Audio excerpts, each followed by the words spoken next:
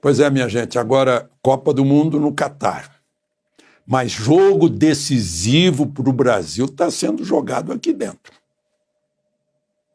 Nestes dias, nesse momento. Nosso futuro. Netos e bisnetos da gente também estão envolvidos nisso, embora não saibam. Hoje, por exemplo, ocorreu, acho que pela primeira vez aí com Rodrigo Pacheco na presidência, o Senado se aproximou um pouco de uma grande parte do povo brasileiro que está precisando de respostas. Por iniciativa do senador representante do Ceará, do partido Podemos, Eduardo Girão, a Comissão de Controle, Fiscalização, Controle e Transparência fez uma audiência pública, convidou muita gente, compareceram muitos deputados, muitos senadores e muita gente, inclusive juristas e prejudicados por atitudes de juízes do Supremo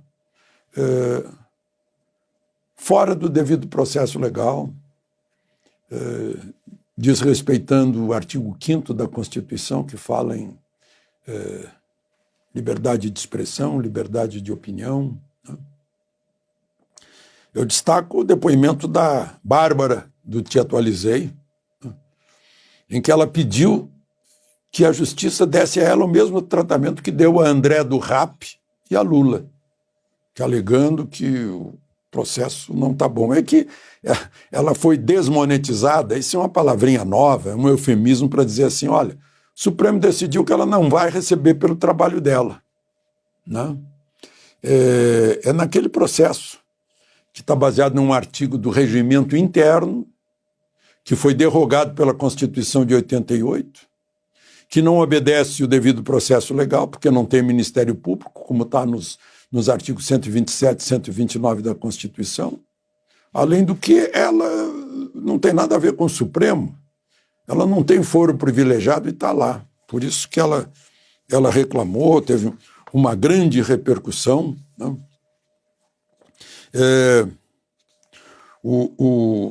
Também falou, eu destaco, o Marcel Van Hatten, deputado pelo Rio Grande do Sul, que conseguiu assinaturas mais do que suficientes para fazer uma CPI na Câmara para investigar abuso de autoridade por parte de ministros do Supremo. E ele disse o seguinte, se não pudermos tratar dessas questões do estado de exceção que está aí, de que servimos? Essa corte, o Supremo, está fechando o Congresso. Como parlamentares, falhamos. A ruptura já aconteceu. Onde é que se viu um parlamentar ter medo de se manifestar? Esse medo aconteceu depois que a Câmara Federal deixou que fosse derrogado o artigo 53 da Constituição por um ato de um ministro do Supremo, quando foi preso o deputado Daniel Silveira por opinião. Aliás, por qualquer coisa que ele falasse, ele não poderia ser punido, porque está escrito no artigo 53 da Constituição que são invioláveis deputados e senadores por quaisquer palavras. Eu aproveito para registrar aqui uma perda do mundo jurídico brasileiro, de um grande jurista penal, Gilson Dipp, que foi do Superior Tribunal de Justiça. 78 anos, morreu ontem. Eu estava lendo aqui, estava assistindo a uma das últimas entrevistas dele, foi para o site Migalhas, abro aspas, estamos constatando diariamente uma judicialização da política e também uma politização do judiciário. Então isso fez com que a resposta do judiciário não fosse apenas prestação jurisdicional, mas ele passou, muitas vezes, a praticamente legislar sobre temas que não deveria legislar. Essa foi uma disfuncionalidade dos três poderes que não são independentes nem autônomos entre si no Estado brasileiro. Fecho aspas, foi o que disse o jurista, ministro aposentado do STJ, Gilson Dipp, antes de morrer. Bom, aí eu volto aos juristas que lá estiveram, lá na comissão do Senado. O desembargador Sebastião Coelho, o desembargador Ivan Sartori, o superjurista Ives Gandra, né?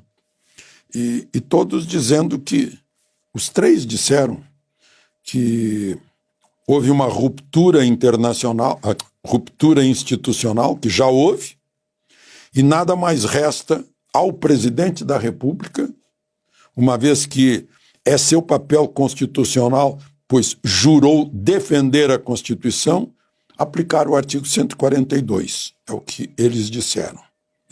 O doutor Sebastião Coelho, que foi corregedor no Tribunal de Justiça da capital do país, chegou a dizer que estava lá para reafirmar a defesa da prisão em flagrante de Alexandre de Moraes.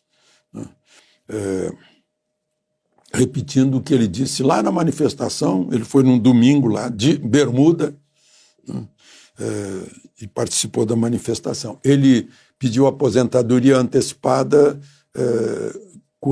diz ele que quando viu aquela posse de Alexandre de Moraes no TSE, ele desistiu de continuar na magistratura. Bom,